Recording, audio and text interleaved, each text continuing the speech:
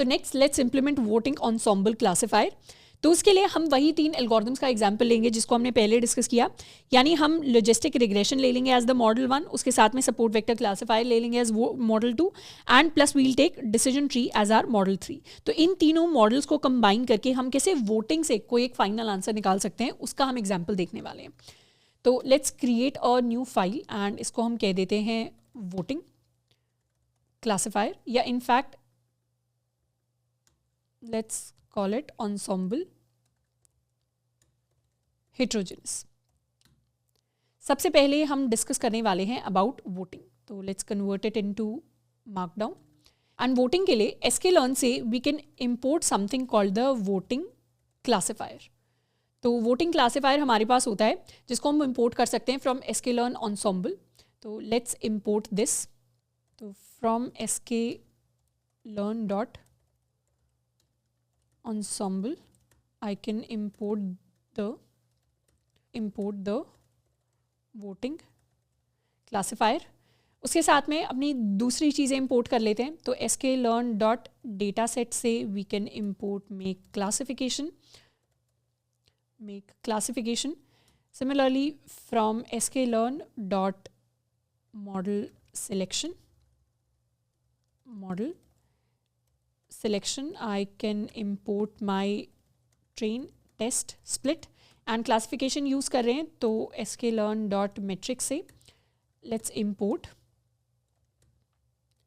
accuracy score and classification report।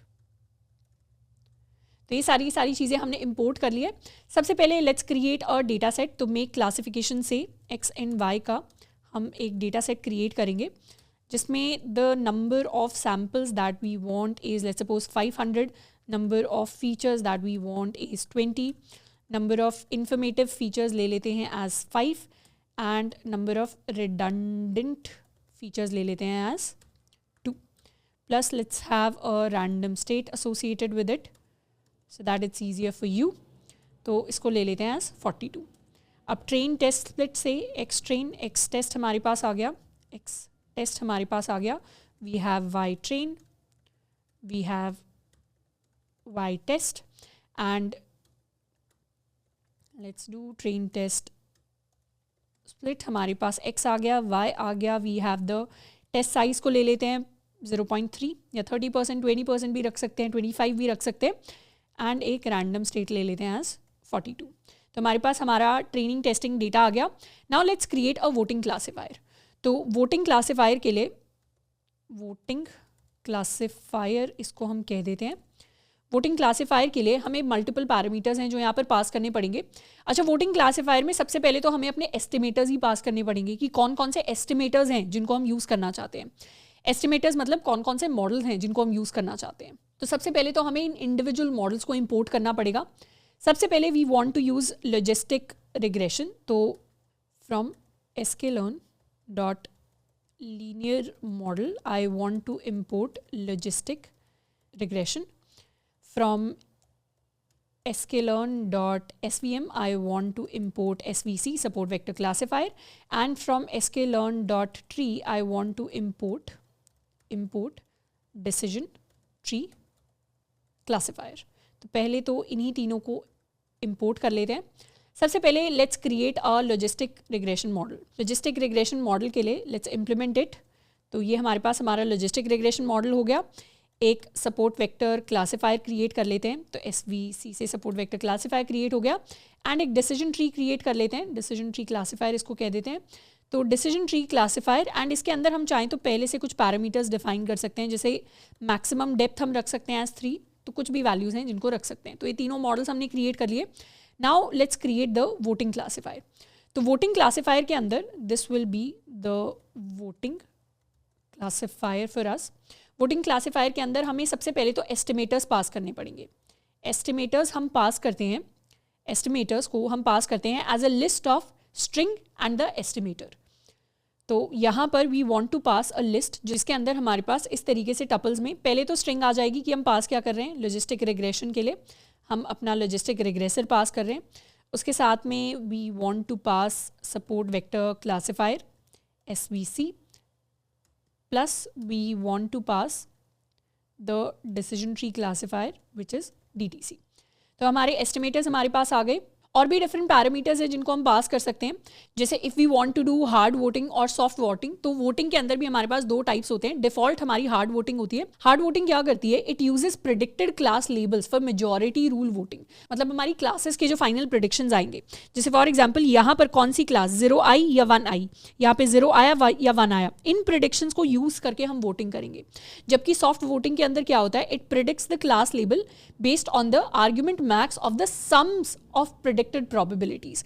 मतलब instead of predicting the class, हमने already बात की थी, जैसे नाइव बेस आपको याद हो, नाइव बेस क्या करता है, प्रोबेबिलिटी को प्रिडिक्ट करता है। लॉजिस्टिक रिग्रेशन क्या करता है, एक प्रोबेबिलिटी ऑफ द क्लास को प्रिडिक्ट करता है कि इस क्लास के आने की 0.75 प्रोबेबिलिटी है। तो 0.75 प्रोबेबिलिटी ऑफ क्लास 1 अगर है तो हमें पता है हमारी क्लास का लेबल हम क्या प्रिडिक्ट करेंगे, 1 प्रिडिक्ट करेंगे। तो हार्ड वोटिंग का मतलब है कि ये जो फाइनल प्रिडिक्टेड क्लास के लेबल्स हैं इनके बेसिस पे मेजॉरिटी वोटिंग होगी। जबकि सॉफ्ट वोटिंग क्या करता है, सॉफ्ट वोटिंग के अंदर हम प्रोबेबिलिटीज को यूज करते हैं। So this is the difference between hard voting and soft voting. हम बाय डिफॉल्ट हार्ड यूज करने वाले हैं, तो इस तरीके से मल्टीपल पैरामीटर्स हैं जिनके साथ हम चीज़ें ट्राई आउट कर सकते हैं। तो let's just create a simple voting classifier. इसको हमने क्रिएट कर लिया।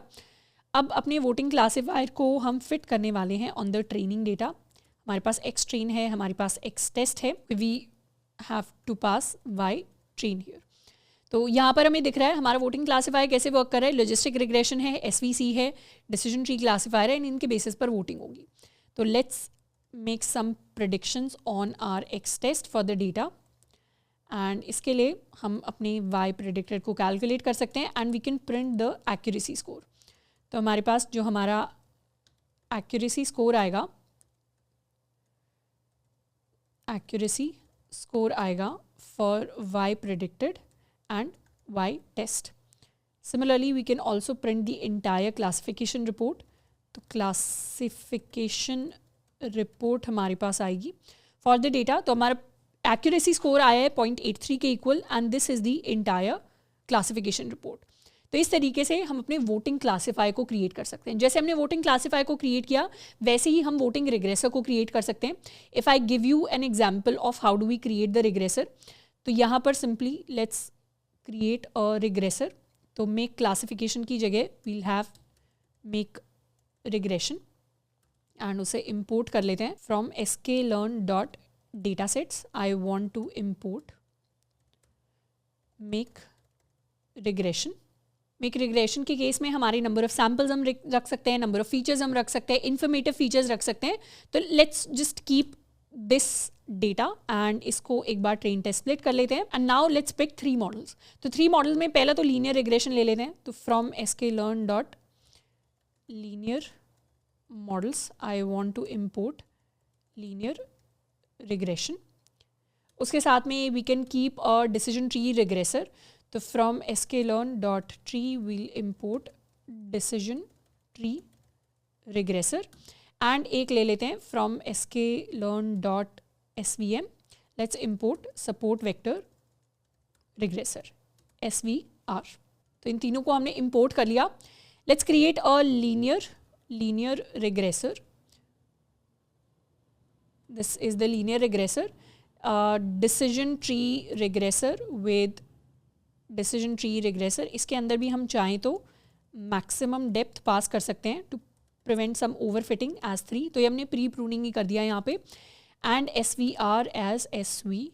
तो ये तीनों मॉडल्स को हमने क्रिएट कर लिया and from sklearn.ensemble I can import my voting regressor। तो वोटिंग रिग्रेसर क्रिएट करते हैं, लेट्स कॉल इट VR। तो वोटिंग रिग्रेसर के अंदर नंबर ऑफ एस्टिमेटर्स पास करेंगे। तो estimators are going to be a list of tuples of, ये linear regressor है जिसके लिए हम लीनियर रिग्रेसर पास कर रहे हैं, plus we have decision tree regressor जिसके लिए हम पास कर रहे हैं अपना decision tree regressor, plus we also have SVR। तो सपोर्ट वेक्टर रिग्रेसर पास कर रहे हैं। तो ये तीनों हमारे पास आ गए। We have the voting regressor now. Let's do voting regressor dot fit on X train y train, and this is what the regressor is going to look like. अब इसके बाद I can do vr.predict for x test and हमारे पास हमारे कुछ y predictions आ जाएंगे on the data. And let's also import evaluation metrics for regression from sklearn dot metrics. We want to import R2 score import कर लेते हैं. Mean squared error भी कर सकते थे पर अभी R2 स्कोर इम्पोर्ट कर लेते हैं. And let's print the R squared value which is the R2 score for y predicted and y test. It will be the opposite. It will be y test and y predicted. तो हमारे पास हमारा R2 score आया है, ये negative लग रहा है, हमारे पास हमारा R2 स्कोर आया है एज 0.80. तो इस तरीके से हम वोटिंग रिग्रेसर भी बिल्ड कर सकते हैं and we can also build a voting classifier.